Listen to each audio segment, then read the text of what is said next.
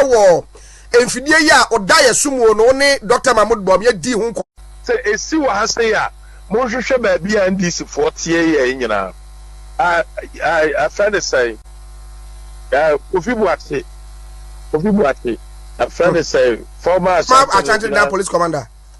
Yes. Kofi okay say di abo o ma ni wuye na di abo mo so ton wi ani ade ba ye source for say na wo ana na mo ye di wi kokoma no na yakubo ni tio e ma ni wuye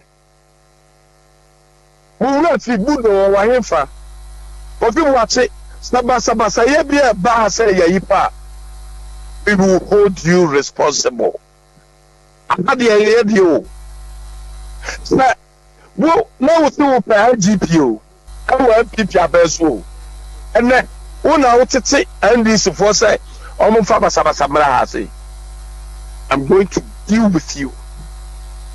I'm going to deal with you. Wontumi, I will deal with you. Na mani abisin, I will deal with you, Kofi Boakye. I will deal with you. Na ba bia mo ba wo se Kofi Boakye ba ho abaye yi bia no. Don't say no, I'm for citizen arrest.